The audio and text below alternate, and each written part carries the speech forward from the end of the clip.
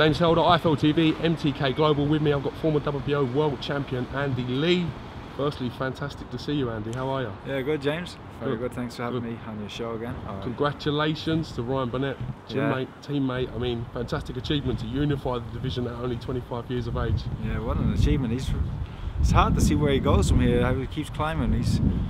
He makes the weight comfortably, so I don't know if he will step up. Maybe a year or two before he does step up in weight, but it looks like he might want to clean up the rest of the belts. And there's Gavin McDonald, there's Tete and Neary. I think WBC is vacant, so a great achievement to beat another champion like that. And Zakyanov is a tough man. He's got to put Ryan maybe in the top 15 pound for pound in the world. It has to. Like, it's rare in boxing that you see two champions fight each other. And fair play to him for putting it on the line, both of them. And they set up a great fight.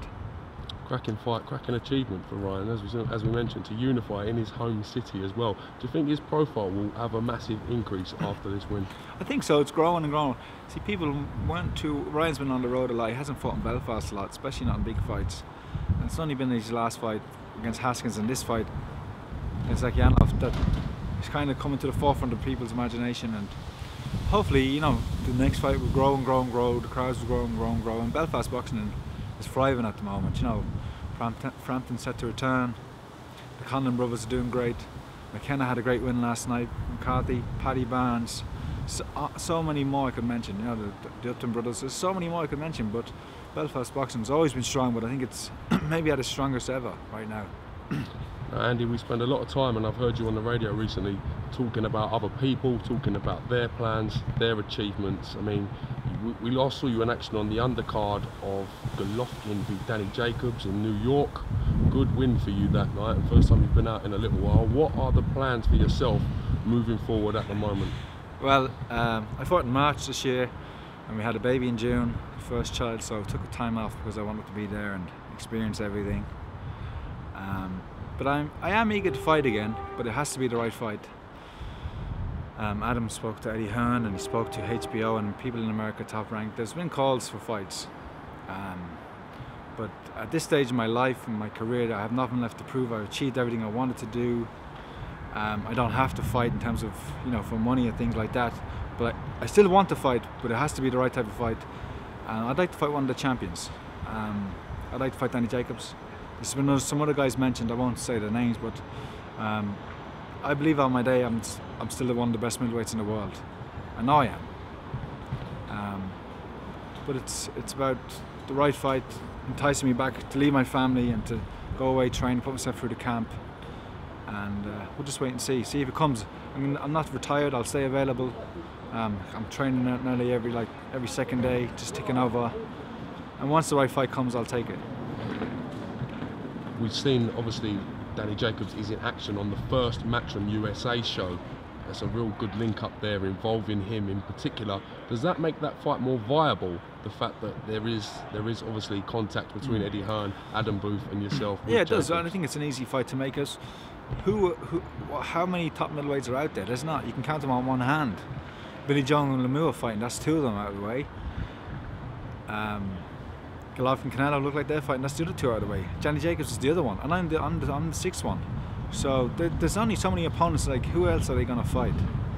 And I'm here and I'm ready to fight. And they know my name brings a certain amount of prestige and a certain amount of danger. People will want to see that fight. If it's in America or if it's in England or wherever it is. I'd love to be in Ireland, but not much chance. But the fight's always been easy to make because of before Eddie Hearn signed him, he worked with Ludabella and Al Heyman, and I've worked with those guys before as well. So look, I'm ready to fight. I've enjoyed my time off with my family, and if the right fight comes, I'll be ready to get back in the gym. You mentioned Billy Joe Saunders and David Lemieux. That fight's been made. Billy Joe going to travel as well to Canada to defend his world title. Would you like a crack at the winner of that fight? Do you see that sort of the Billy Joe thing, a line underneath that now? I would love a rematch with Billy Joe Saunders. We're good friends.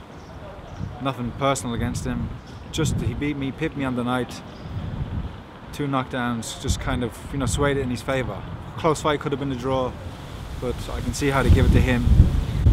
I would love a rematch. I'd love to fight the winner. Yeah. I think it's a tough fight for Billy Joe Saunders.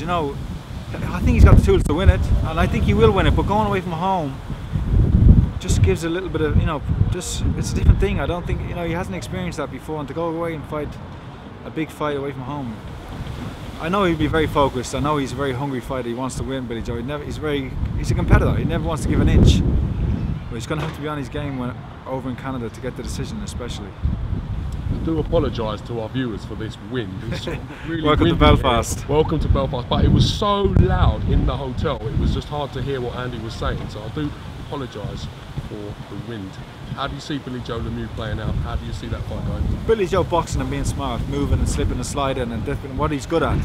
Lemieux trying to bull in and be heavy-handed.